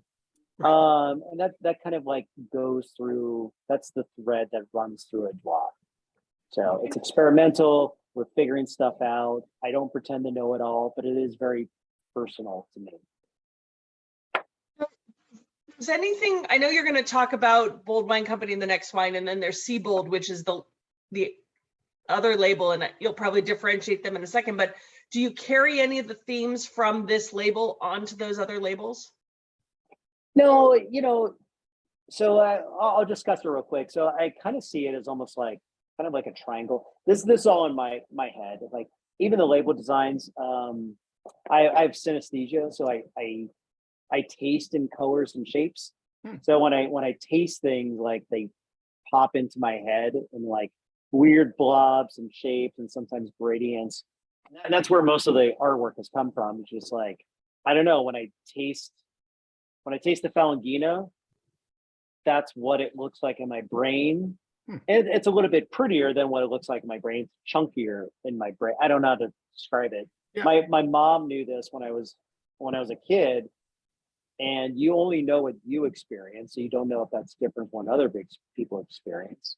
So, but she recognized when I was a kid. She's like, no, like you think differently than. I was like, okay, sure. So I've gotten better about articulating that onto paper at the end of the day. So Seabold is the winery. That's what we do. And that's single vineyard, mainly Burgundy and kind of Rhone varietals. That's kind of my background for it. So Bold are the new vineyards that we're looking at that maybe can't stand on their own. Sometimes they do, sometimes they don't. But it's things that we're thinking about. Like, does this have something really strong to say? Like, is this a singular moment? Is it just like, for Seabold, and when a vineyard gets there, not to be too precious about it, but when I was a wine buyer, I can't tell you how many times people came in, they're like, oh, I make wine, and it's no disrespect to anybody, but like Sonoma Pinot. I saw this all the goddamn time. It's like, oh, and I make 20 different single vineyards. And I'm like, yes, 17 of these taste identical. You could have bottled these off the same. Oh, well, no, we do everything the same in respect to the vineyard. I'm like, yeah, and they all taste exactly the same. That's because that's either the Petit Syrah or the Mega Purple that they're adding into it. Yeah, whatever they're doing, like, or they're taking the same approach, or they're doing the same things. I'm like, all these taste. So for me, that was kind of pointless. Like, I see what they're going for. I understand the philosophy, but if it doesn't translate through to the bottle, it just seems, I don't know, self-aggrandizing, self-congratulatory. I don't know. Again, not to judge, like, they have their own businesses to run. I get it. But it just didn't seem, it's not what we're doing. It's not interesting to me. Again, if I'm going to do that, I'm just going to go work for somebody else and take a paycheck. That's right. So, and that's a great approach too, especially as I get older. Like, I get that. So I'm not judging. But for me, like, this is for as long as the bank will allow me, like, we're doing this in this other kind of way where it's like, no, this vineyard is different from this, and we think it has something special and unique to contribute to the wine world. Now, for some of the vineyards, which is probably as much a failing of me as a winemaker as anything else, that don't quite stand out on their own quite yet, where it's like, I haven't figured out if it wants skin contact. I haven't figured out, like, if it likes steel, or if it likes to be fermented in barrel, or what the right amount of oak is on it. That's when we start combining vineyards to make that kind of balanced wine.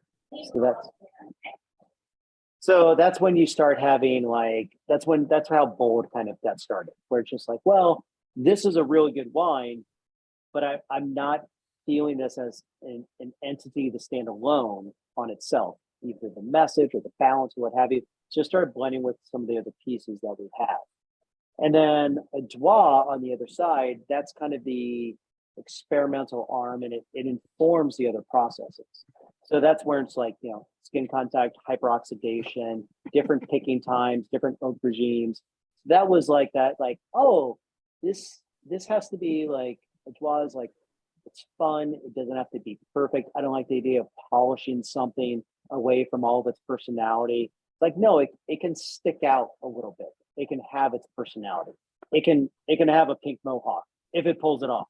Mm-hmm. Like, if it pulls it off. It's just like, you don't just do that to do it. It's like, oh, like, does that make sense? Yeah. Let's talk a little bit about the Trousseau grape, which some people on the chat seem to think is something you fill a hope chest with. But again, from the Siletto estate out in San Benito, and you did this wine whole cluster, which I think is responsible for the nose. You get a lot of that kind of greeniness. But was Trousseau something that you saw in the vineyard, you heard Ron talking about and you were like, I have to work with this? Or was it something that was offered to you and you said, yeah, I'll play around with it and see what I can do?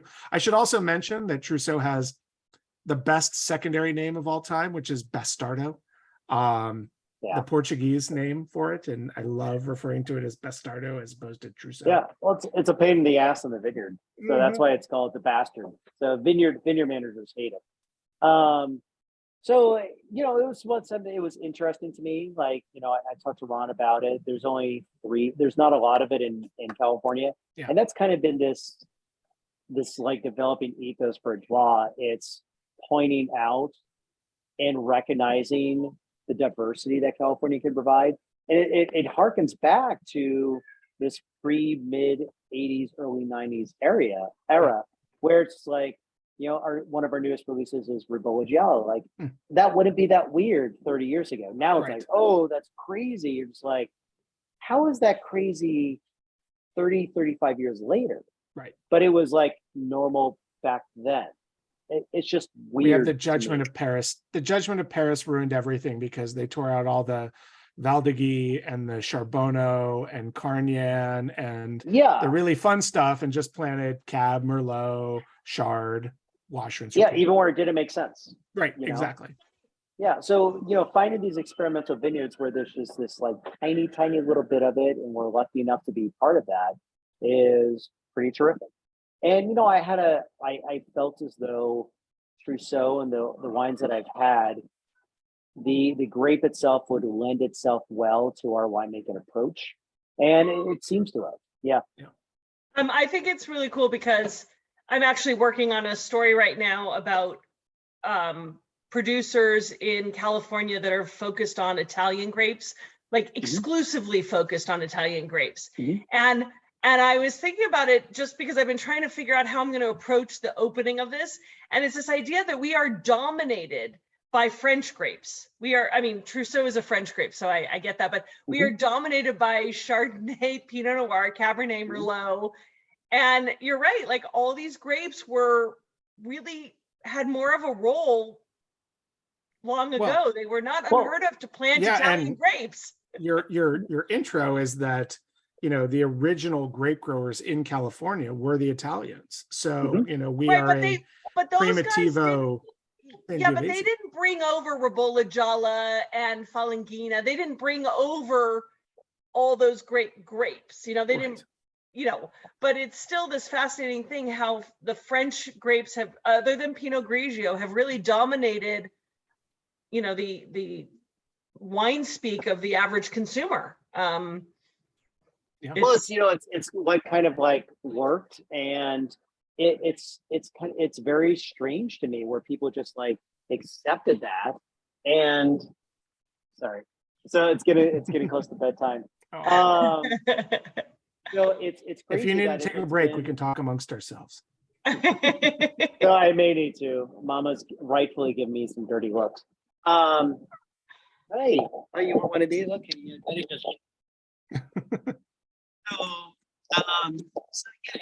is kind of crazy that it's hard to hear. She's got the better microphone. Oh yeah, now we can't hear you. We can't hear you. Can you hear me? There we go. Now we got you. Yeah, we're on a timeline now though. Come on, she's 3. She's got to have her own pair of iPods at this point. Yeah, of course. Well, we're actually, much of California is closer to that Mediterranean climate that you see in Italy. So like, why would we not be doing that more? So here's the French stuff. It's like, it's getting too ripe or a little too warm. It's like, why aren't we pouring more Spanish and Italian varietals? And Italian growers have been here for a long time. Ron Siletto is Italian. Like I think he was first generation born in the States, So it's just like those kind of things. It's very odd. It's very odd that we've so focused on those kind of things. Chris, how would you describe your Trousseau? I get some of the red fruit. I'm getting this kind of like a little bit of a baking spice-ish quality to it. But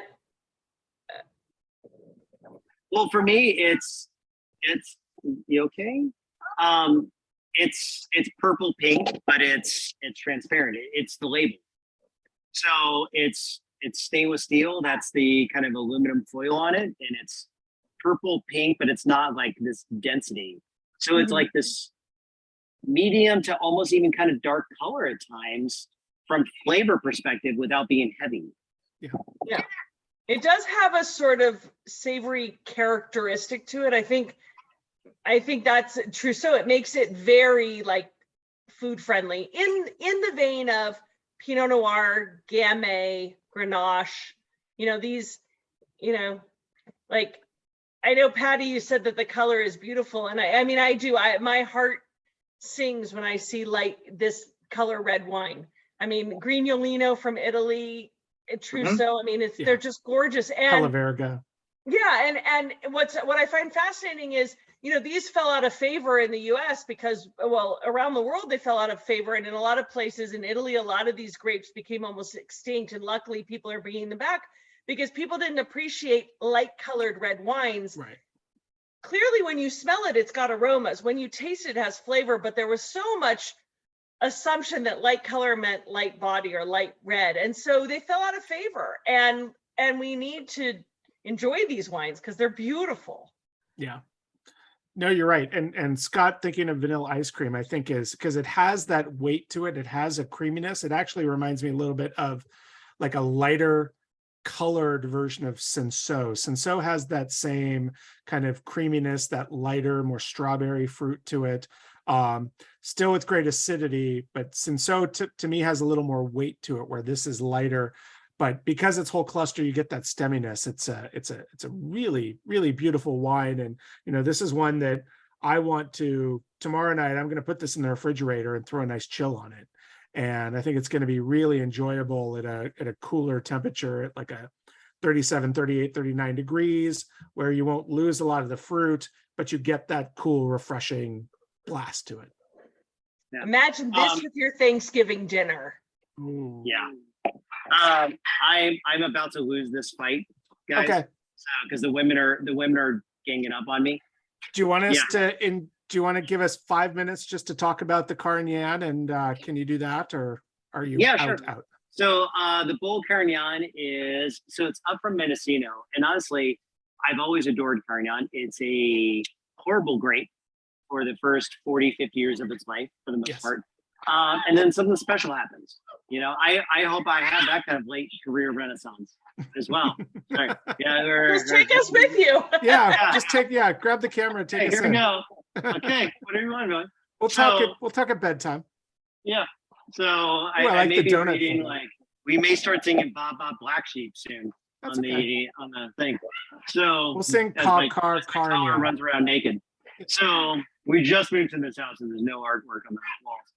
So we so for me, like Carignane, like the fact that we could even find some, these are 100 to 120-year-old vines. That's okay, Millie, I'll get on the other side of the closet. Here we go. So I'm literally like hiding in my closet with my, this is great. Okay, so keep the camera high so we're not accused of child pornography. For any of you that have kids, like, yeah, you know. So like I'm not even that embarrassed by it because you know. So the fact that I could actually work with like 120-year-old vines was a big get for me. So just keep talking. We know where you are. and then Carignane, like, so this is all head trained Redwood Valley. It's just the other side of Russian River. And it's got very, very cold nights. We'll get this in like late October, early November, which is extraordinarily late for grape harvesting. Yeah. And it's just like it comes in and it's just like it's just really lovely. I don't do much to this. Like it just is. So yeah. That's the beauty of old vine Carignane. It's just it's kind of, I call it the Ronco of wines, where it's kind of set it and forget it. You can throw it in pretty much any vessel, whether that's concrete, whether it's stainless, whether it's neutral oak, and it's going to come out just the same way.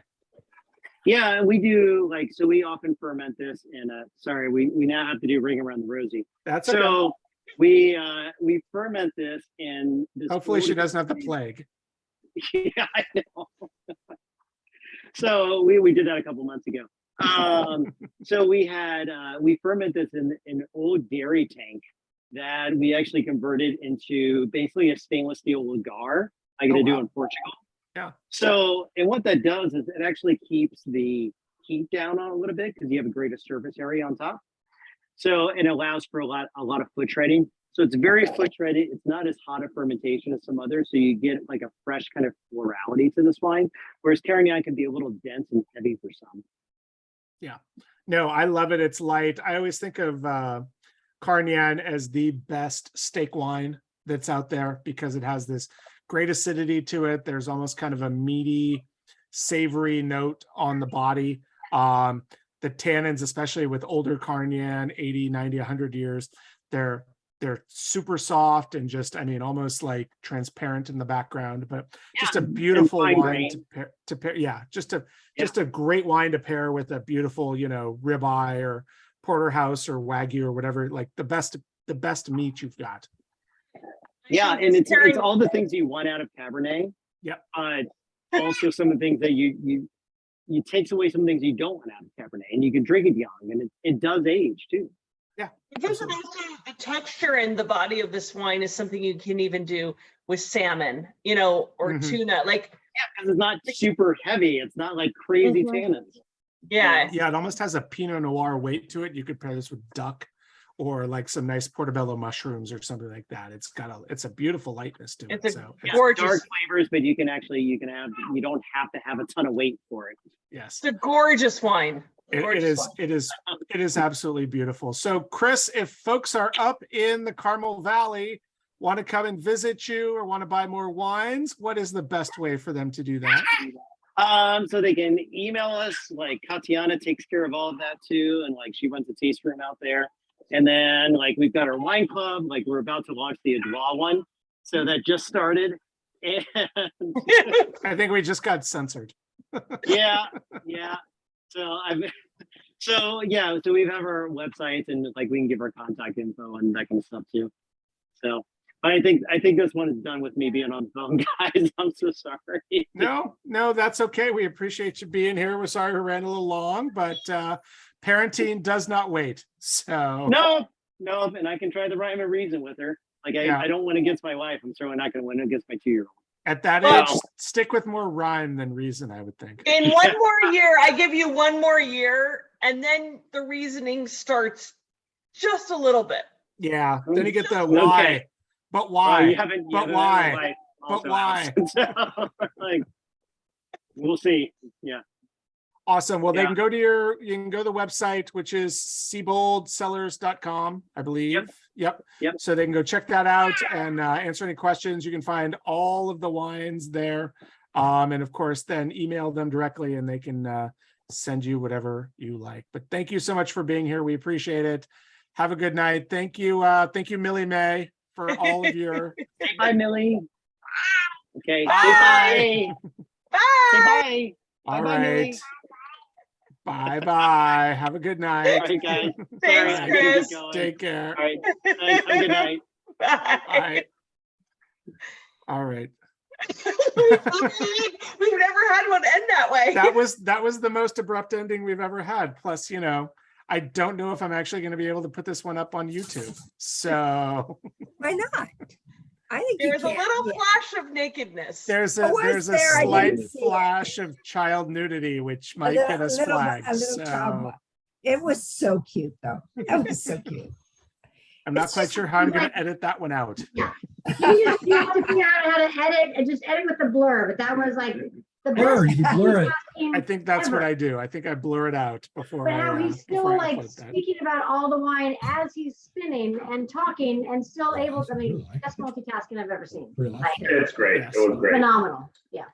Yeah, I'm sorry we rushed through a little bit at the end. We got a little too overwhelmed at the beginning with the sparkling wine, but it's just his stuff is so interesting. Like honestly, we could have done 2.5 hours with him, I think, because Absolutely. My favorite one is the last one, which we I mean, I work on Fridays for a woman who I consider to be a master of old vine Carignane, and this is up there in its quality. This is just, I'm almost sad that I opened this because I'm waiting for Teresa to go and I can go buy a nice big porterhouse to pair with it. I thought it was interesting because I looked at his website of like the wines that are available to buy, and a bunch of these that we, got to try aren't there. So I'm Yeah, their curious. website is the Adroit wines, they only are doing to Wine Club, which they had been doing to the Seabold Cellars. Now they're starting their own wine club. So they don't actually have a site to purchase them on.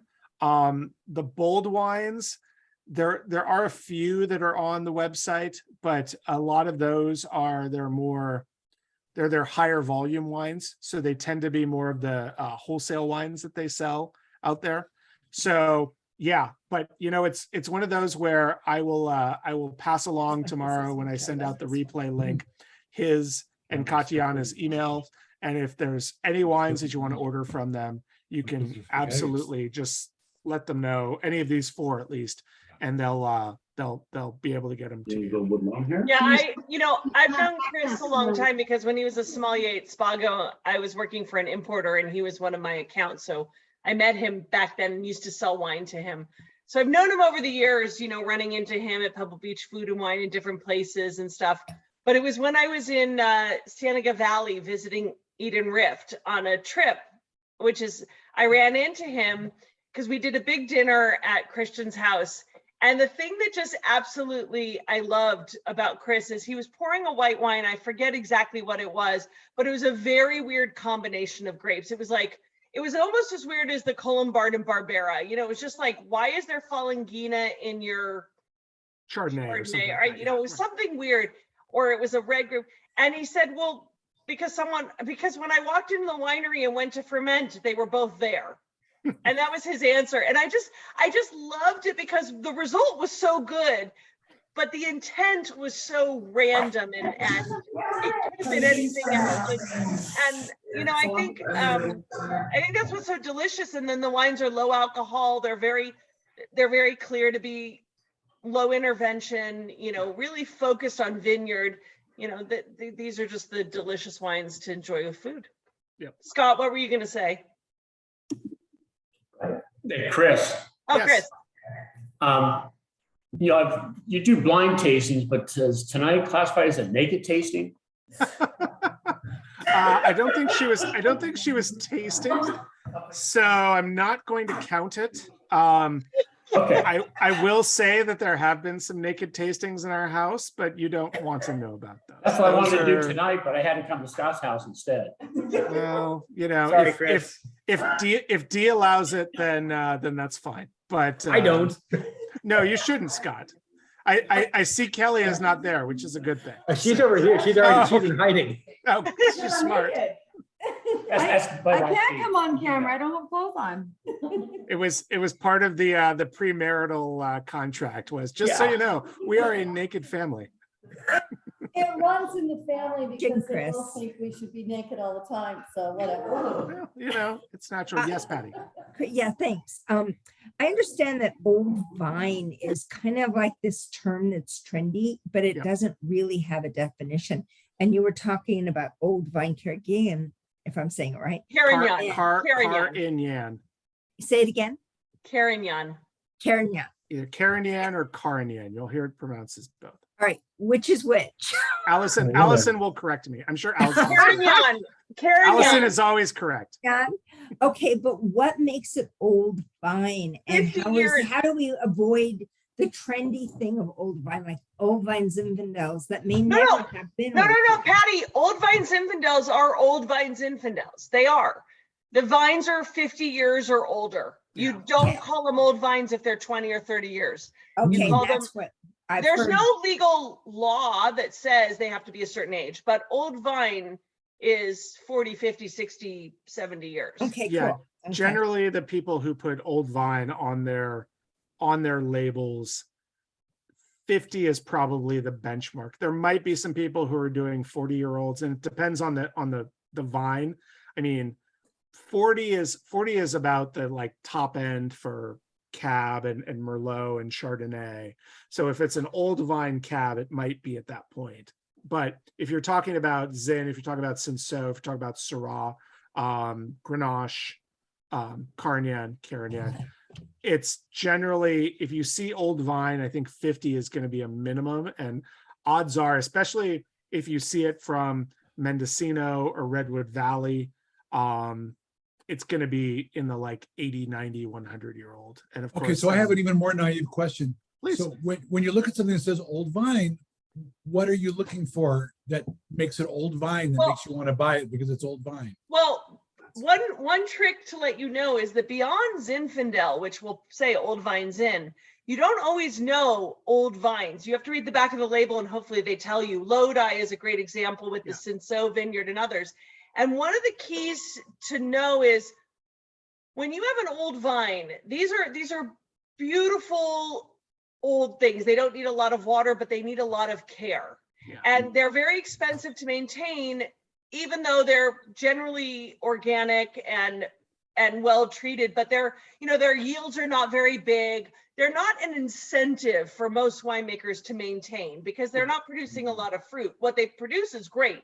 But I had written a story last year about this, save the old vines. Lodi is on a huge campaign to save the old vines because it's very easy to pull them out, to put in more vines that are going to be higher yields. And we as consumers, and this is the key, we as consumers need to buy these wines because, and the crazy thing, this is the craziest thing, they're not expensive. You can buy old vine Cinsault and old vine Zins from Lodi and Dry Creek and everything that are like $30 to $40. It's like, you should be paying hundreds because they take a lot of work, but they can't garner those prices. And so, you just have to know the vineyards they're sourcing from. You have to do a little research on the wineries and what they say, but old vine wines are really, especially when you talk Cinsault and Zinfandel, and those grapes are just extraordinary and the prices are super affordable. Yeah. So generally, sorry, Patty, No, it's okay. Just a Please second. finish your But thought, Chris. I was just going to add that the thing about the old vine, and Allison kind of touched on this, is basically what happens is you have these vines are very tired, so they're producing a lot fewer bunches, a lot less grapes and smaller bunches per vine. But what's happening is you're getting a higher juice to skin contact ratio. And generally the skins, especially with a grape like Carignane, which as Chris Miller, we have to differentiate the Chris's, as Miller said earlier, Carignane is a very, very thick-skinned grape. So it needs time either in barrel or, during fermentation to soften up, or else it's going to have a high tannins, high acid wine. But as those vines get older, get into 50, 60, 70 years, the skins get thinner, you get, less juice, but it's less acidic, a little more concentrated. So you actually get a better quality wine with the older vine. The same thing with Zinfandel, where the skins thin out a little bit. You don't get that sort of heavy chocolatey jamminess to it. You get a leaner, more acid-driven grape. And the same with the Bechtold Cinsault, which, again, as I've mentioned many times, is my mecca, my all-time favorite vineyard. I think they're coming up on 140-year-old Cinsault vines, oldest Cinsault vines in the world, and just producing amazing wines. Yeah, if I just put a link to the article I had written about old vines of Lodi, because I'd been on a virtual tasting with some of the winemakers, and it was some of the points they brought up just about how much work it is, that they don't garner a lot of high prices. And we need to make sure that they're not replaced because it's so easy to take it out. And Lodi is actually home to California's highest concentration of own-rooted old vines. And as Chris said, dating back to the 1800s. And I mean, that's just the super cool thing about it. They're gnarly and they're old and they're amazing, but they cost a lot of money to maintain. And because their yields aren't high, there's not a lot of incentive for a producer to hold on to it unless it's out of true passion. Yeah, There are old vines still in Cucamonga and in Ontario. absolutely. I Right next to guess- Ontario Airport of all places. Yeah, but those, Oh, yeah. yeah, I know exactly the and- ones you're talking about. they're not watered. The Galliano family took care of them for a very long time. I don't know if they still are. Do you guys know anything about those? I don't personally, but I mean, they're usually dry farmed. Mhm. It's quite possible they're still producing fruit, and they're probably producing really good fruit. We just drove by the other day and Yeah. they're still there. I don't know who's doing it. No, they're still, I mean, we have here in Paso, we have the Ducey Vineyard and the Petillant Vineyard, which, you know, you can drive by and they're just these tiny, you know, they barely come up to your knee. Well, I'm tall, so they come up to my knee, maybe somebody else's thigh.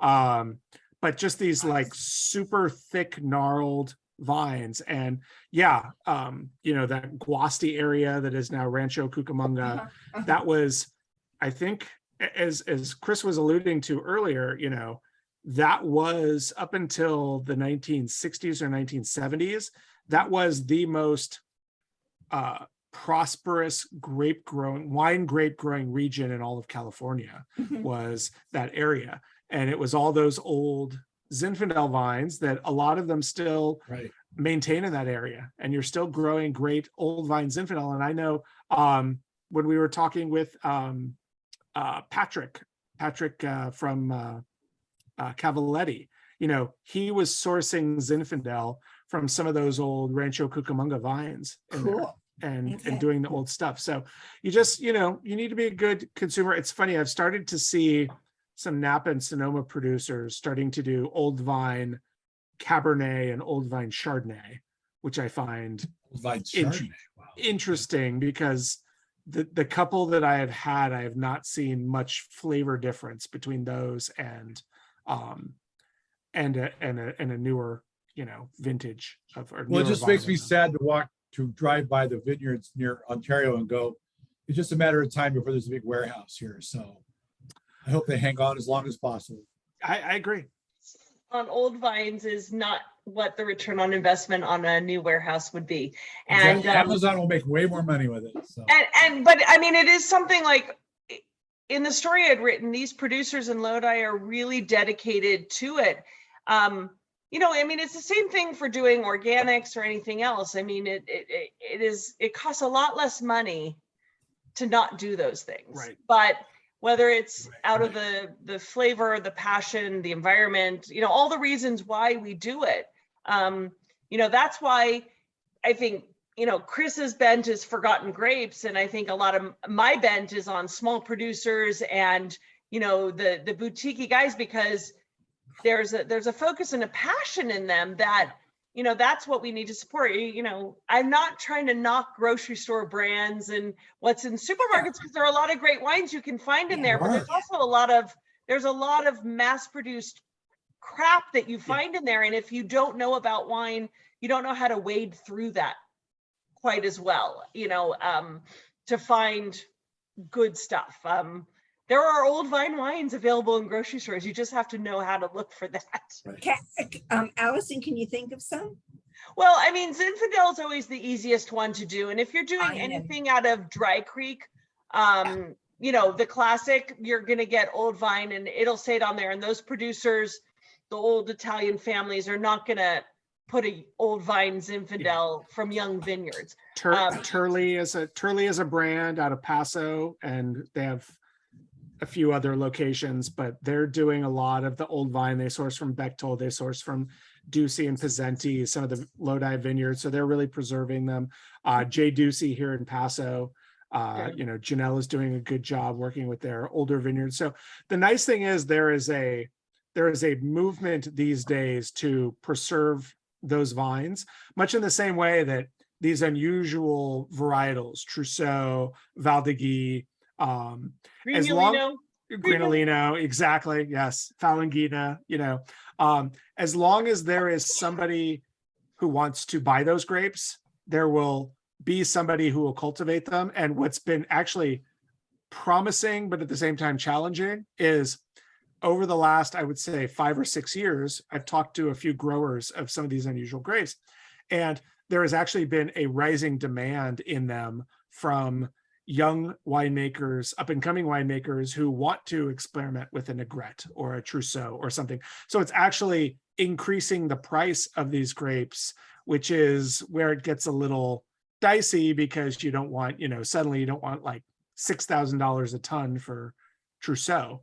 But the nice thing is there are people who are willing to take a ton, 2 ton of these grapes and make wine, which means there's going to be somebody who's willing to take, half an acre, a full acre, and plant Kerner, Dornfelder, Blaufränkisch, Yes whatever. and no, because we know about a vineyard in Paso that had Nebbiolo and other things, and then someone else bought it to plant Cabernet. There will always be those that do that, but the nice thing is there are smaller winemakers who are dedicated to, smaller grape growers, I should say, not winemakers necessarily, but grape growers who are fairly dedicated to maintaining these, forgotten grapes, heirloom varietals, whatever you want to call them. Good night, Stacy. Take care. Well, Bye, Matt. Bye, Stacey. Bye, Rigo. Bye, is there a moral in the story of the moral of the story is raise your story children of where all the grapes of some variety in France got wiped out, and then they had to re-import them back from California. And if they hadn't had the California grapes, the French grapes would never have. No, that's rootstock. Rootstock. But it just shows you need to grow stuff different places, right? Or well, yeah, I mean the rootstock. I mean Phylloxera, American rootstock was partially immune to it. I mean, they eventually it was affected by it as well. The phylloxera. Phylloxera affects everything. Phylloxera just doesn't like sandy soils. So that's another thing, is if you're really interested in old vines, you find a lot of old vines on sandy soils. Yeah. Because they're own rooted and they date pre-phylloxera, because phylloxera didn't attack them. So Assyrtiko on the island of Santorini can be old vines because it's all sandy soils. Priorat, the Garnacha and stuff, sandy soils, old vines. Bechtold Vineyard is a sandy vineyard. The Cinsault is 140 years old. So you really want to look, anytime someone says sandy soils, you have a good bet that there are old vines planted in there, because thank God they are able to survive through it. But it's great that you guys do this every month and you're introduced to all these small brands, because I mean, this is, I just got back from Napa this morning, and we were talking in the car about, all the big companies that buy up everything else, LVMH buying up Joseph Phelps, and you go on and on with all of this. And we had a big well-known winery here in Paso that just got, it hasn't been announced yet, but it's been purchased by Gallo. So, now look, Gallo is still family owned, and they have their winemakers that make individual wineries. So yeah, but that's like saying SC Johnson is a family company. No, but or Walmart. Walmart is a family company. No, but yeah, exactly. I have worked with Gallo before, and I will say that each of the wineries are independent. They do have independent winemakers. Kendall Jackson is the same thing. They do have overarching winemakers that will oversee things, but the wineries that they purchase are still independently run to a degree, but taking a lot of pressure off the winemakers who have sold it to not have to cover the cost. But those are two exceptions that are family owned. Kendall Jackson takes a real bent on sustainability, so it's something they push across their whole company ethos. So there are some good things that those family owned winery companies do, but when you have the French coming in and the Chinese coming in and buying up, I mean, LVMH is not, it's Louis Vuitton, Moet, Hennessy that bought Joseph Phelps. And you see all that, and you just, and being in Napa and seeing the prices, I mean, they're not they're sold out every weekend and there's no problem. People are willing to pay $1,500 a night for a hotel.